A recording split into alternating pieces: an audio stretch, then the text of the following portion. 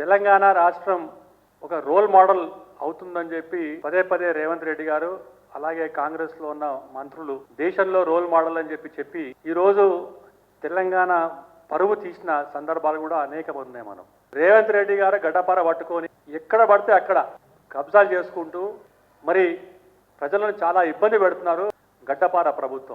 గడ్డపార పట్టుకొని రేవంత్ రెడ్డి గారు పక్కన పొంగులేటి శ్రీనివాసరెడ్డి గారు, బట్టి విక్రమార్క గారు, మంత్రులందరూ ఈ ప్రభుత్వం గడ్డపార ప్రభుత్వం అని చెప్పి దేశంలో రోల్ మోడల్ అవుతున్నారు. యోగి గారి ప్రభుత్వానికి తెలంగాణలో రాష్ట్ర ముఖ్యమంత్రి ప్రభుత్వానికి చాలా డిఫరెన్స్ ఉంది.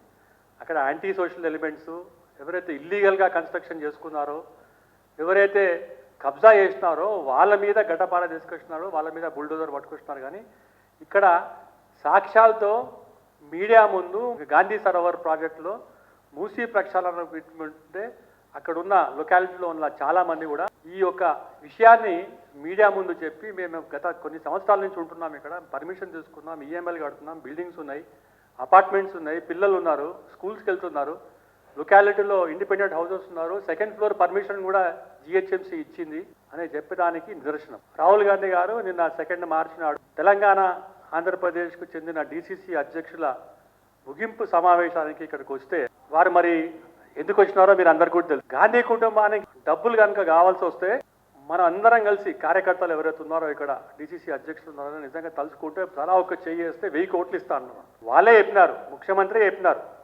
అంతకుముందు పిసిసి ప్రెసిడెంట్గా ఇప్పుడు ముఖ్యమంత్రిగా మనం కనుక తలుచుకుంటే 1000 కోట్లు ఇస్తా అని చెప్తున్నారు.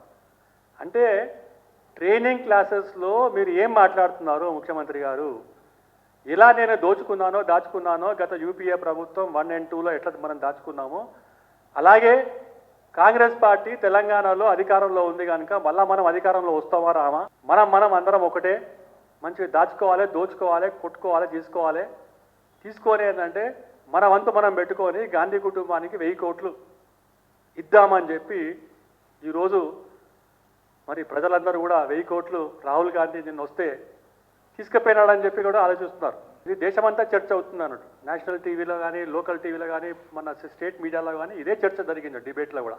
రాజ్యాంగాన్ని, భారతదేశ ప్రజలను, ఎలక్షన్ కమిషనర్ను, మోదీ గారి ప్రభుత్వాన్ని మొత్తం అవమానం చేసిన ఘనత కూడా రాహుల్ గాంధీకు దక్కిందని చెప్పి దీంట్లో ఎటువంటి అతిశయోక్తి లేదు. ఏ ఒక్క యూనివర్సిటీకి పోయినా కూడా అక్కడ ఇదే మాట్లాడుతుంటాడు. 2029లో, 2034లో, 2039లో, 2047 దాకా ప్రధానమంత్రి పొజిషన్ ఖాళీ లేదు, సీటు ఖాళీ లేదు. సీటు ఖాళీ ఉంది.